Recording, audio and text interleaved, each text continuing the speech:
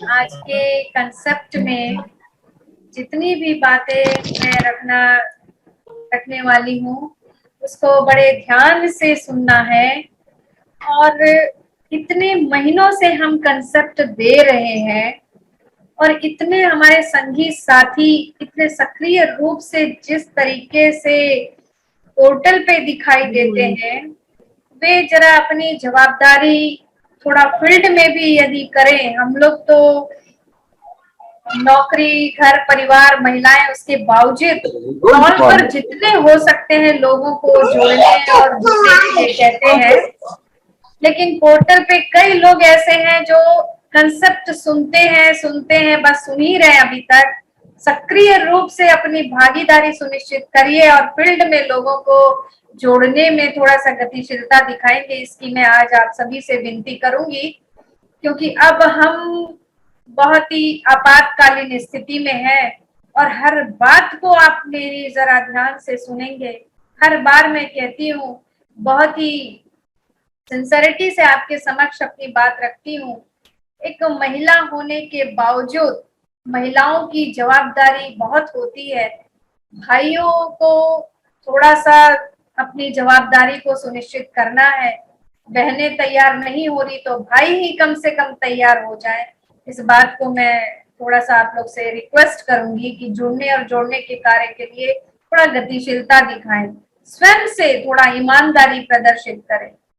और इसी विनती के साथ मैं आज अपना कंसेप्ट आपके समक्ष रखती हूँ कि वर्तमान परिवेश में बहुजन समाज के मध्य मुख्य रूप से चर्चा का विषय यह है कि अपने अस्तित्व को कैसे बचाएं, अपने अधिकारों को कैसे सुरक्षित रख सके। भावी पीढ़ी के लिए बहुजन समाज की महिलाओं की अस्मिता की रक्षा किस प्रकार की जाए। और इन सभी प्रश्नों से घिरा बहुजन समाज पिछले 74 वर्षों में जो खोया, उसे वर्तमान में उच्च शिक्षा ग्रहण करने के पश्चात भी छल और कपट के जाल में जकड़ा हुआ है। ये छल और कपट बाह्य व्यक्ति के द्वारा बाद में बहुजन समाज को असर किया, लेकिन स्वयं के छल कपट से बहुजन समाज ज्यादा गर्त में गिर गया। आज भी हम ये देखते हैं कि व्यक्ति स्वयं के प्रति अपनी जवाबदारी सुनिश्चित नहीं कर पा रहा और एक छल और कपट के साथ अपनी जिम्मेदारी को निभा रहा है, दिखा रहा है कि मैं अपने समाज के लिए सक्रिय रूप से बहुजन समाज को अच्छा सर्वोत्कृष्ट जीवन देने के लिए कार्य कर रहा हूं, लेकिन वो कार्य हमारे पुरखों के द्वारा दिखाए मार्ग के साथ नहीं है। जो कार्य हमारे पुरखों ने करने हमें कहा कि पहले सामाजिक रूप से एकजुट हो जाओ, तो ये सिर्फ कार्य जो किया गया बाबा साहेब अम्बेडकर के जीवित रहने तक रहा।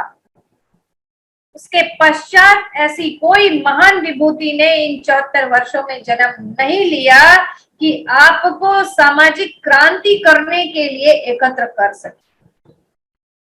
ये बात मैं बिल्कुल दुखी मन से कह रही हूँ कि आज भी हम ऐसे महान आत्माओं की और ऐसे आदर्श व्यक्तित्व का इंतजार में बैठे हैं कि कोई आए और हमारे सामाजिक समस्याओं को, आर्थिक समस्याओं को, राजनीतिक समस्याओं से हमको उबार दे और हमें सारा फल एक साथ मिल जाए।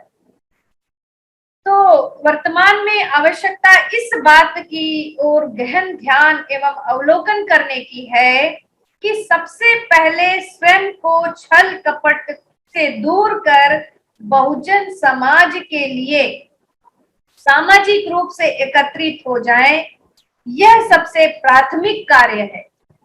यदि इस संकट काल में हम अपने व्यक्तिगत स्वार्थ को छोड़कर सामाजिक रूप से जुड़ेंगे नहीं, तो इस हेतु बहुजनों को ही समाधान निकालना होगा।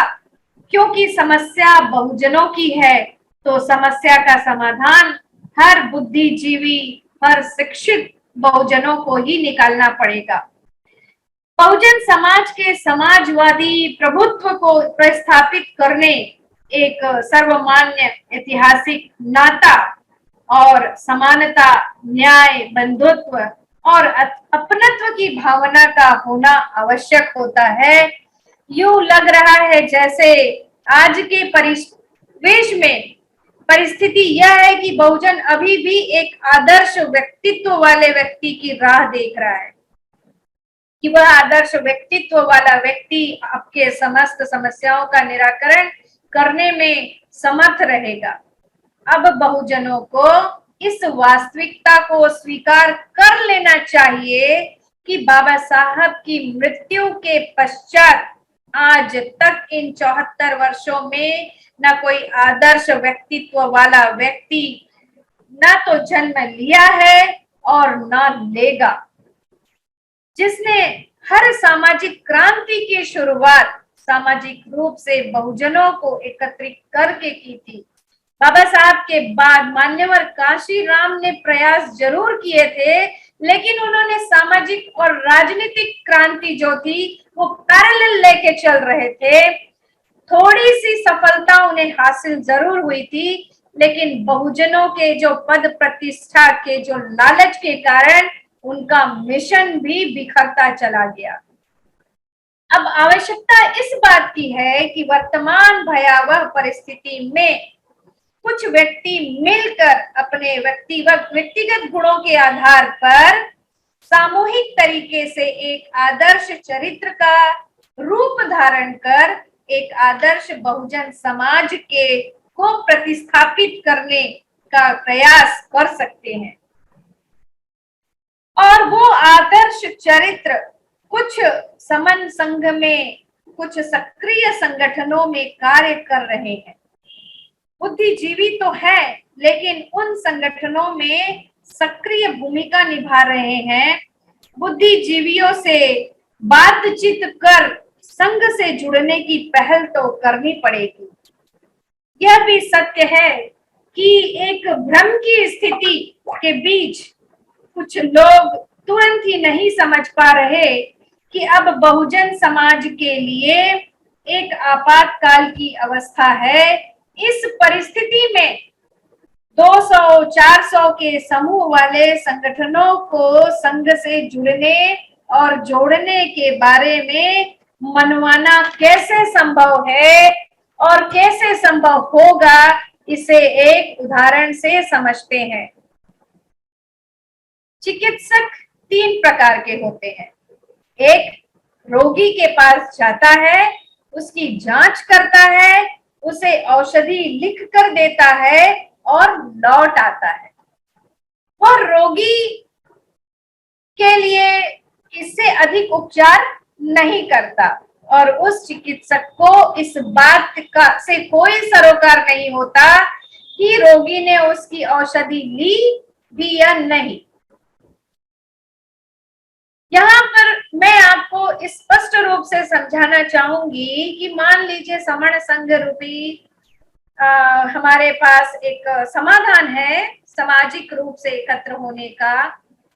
लोग स्पोक हमारे समझाने जाते हैं, उसके बाद में उस व्यक्ति को समझाकर वो वापस आ जाते हैं।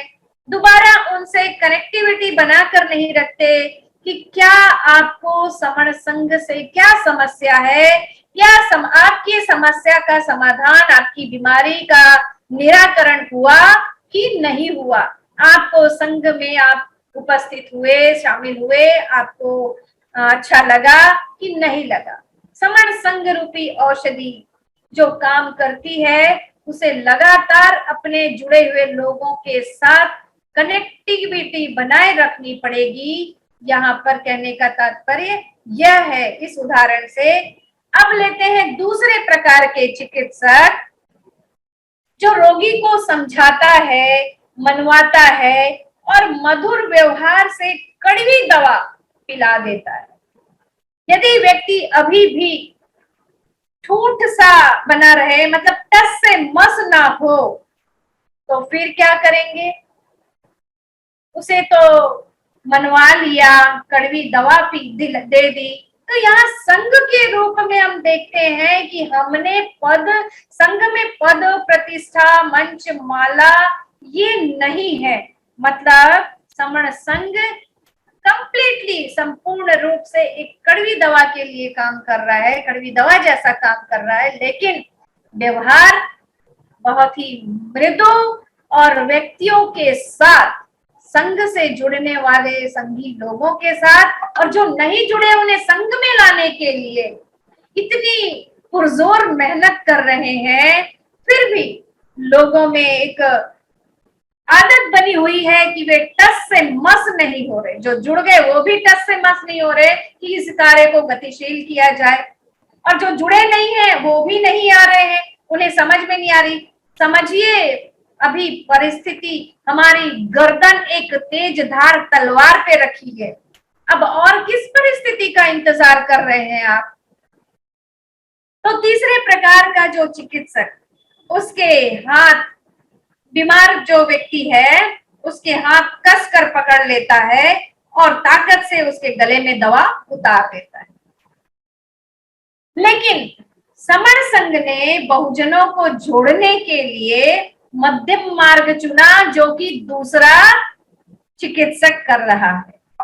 दूसरा चिकित्सक अर्थात मधुर वाणी से, अच्छी व्यवहार से लोगों को मनाता है और कड़वी दवा संगरूपी पिलाता है। मैं कड़वी दवा इसलिए कहती हूँ क्योंकि यहाँ लोभ लालच नहीं है। लोगों को लोभ लालच से बड़ा प्रेम है, लोभ लालच के कारण वो लोग बड़े जल्दी आकर्षित हो जाते हैं, इसलिए समण संघ रूपी जो दवा है वो कड़वी दवा है, लेकिन ये दवा ही समाधान है। अब ये देखते हैं कि मध्यम मार्ग चुना गया संघ के द्वारा। अब दूसरी तरफ हम बात तो करते हैं प्रबुद्ध भारत की, हम बात करते हैं प्रबुद्ध भारत की, लेकिन भारतवर्ष का 85% बहुजन समाज को एकजुट होने के बाद ही प्रबुद्ध भारत की परिकल्पना की कल्पना की जा सकती है।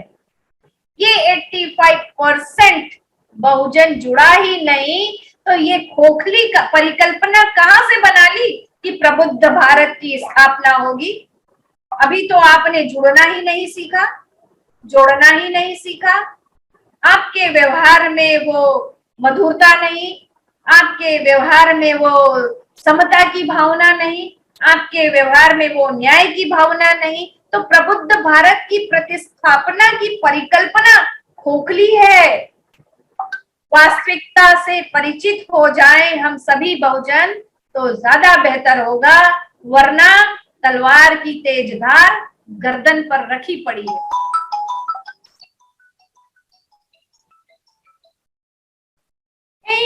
हम देखते हैं कि जो प्रबुद्ध भारत की स्थापना के लिए, बहुजन समाज के जीवन को उत्कृष्ट बनाने के लिए सबसे ज्यादा आवश्यकता इस बात की है कि बहुजन समाज का कोई भी वर्ग कमजोर ना हो। आप जानते हैं, सभी चिर परिचित है कि बहुजन समाज के अंतर्गत SC, ST, OBC, माइनॉरिटीज ये सभी आते हैं और ये सभी बहुजन समाज की रीढ़ की हड्डी है।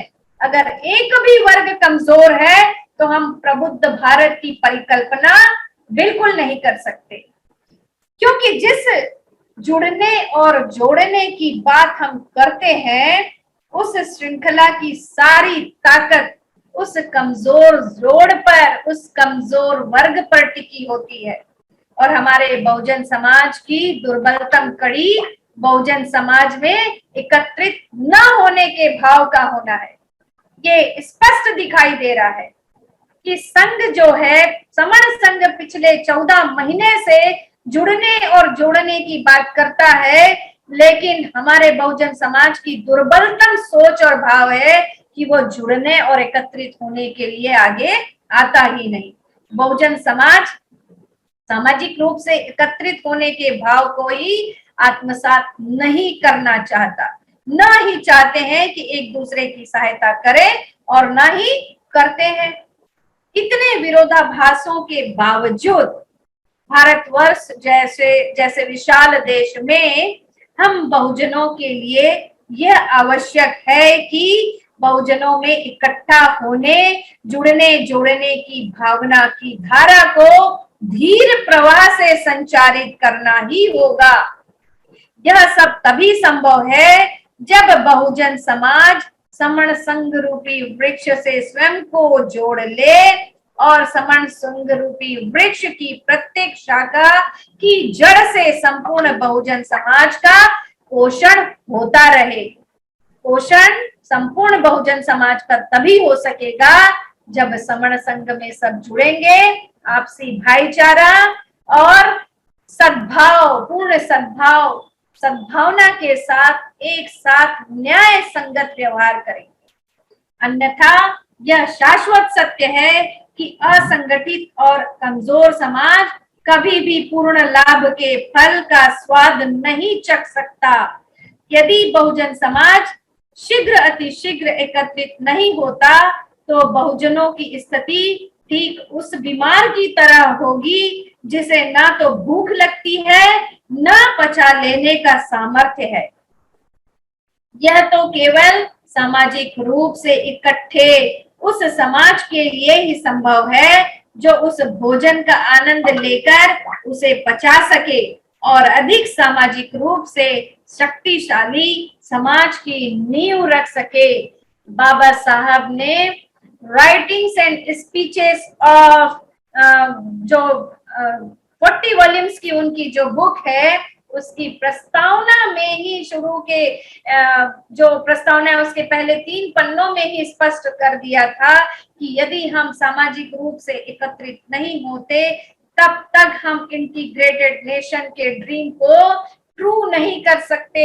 उन्होंने यह भी कहा कि सामाजिक रूप से इकट्ठे हुए बिना आर्थिक रूप से सुदृढ़ता की बात, राजनीतिक रूप से सुदृढ़ता की बात करना यह उसी प्रकार की बात होगी जैसे एक भरी दोपहरी में भरी धूप से भरी धूप में हम एक ऐसे वृक्ष को लगाने का प्रयास करेंगे जिसका मर जाना निश्चित है।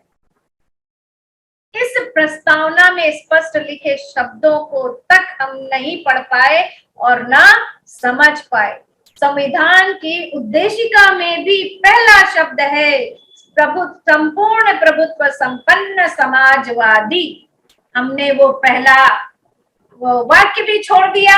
बाबा साहब ने जो अपने 40 वॉल्यूम की प्रस्तावना में शुरू के 3 पन्नों में लिखा, 300 पन्ने पढ़ने की हमें कहीं जरूरत नहीं थी। उसके बावजूद हमारा बहुजन समाज प्रबुद्ध भारत के सपने देखता है बिना सामाजिक रूप से इकट्ठा होने के। मेरी विनती है पोर्टल पे जुड़े सभी संगी भाइयों से और बहनों से कि सामाजिक रूप से इकट्ठे हो जाओ वरना हमारा मरना तय है।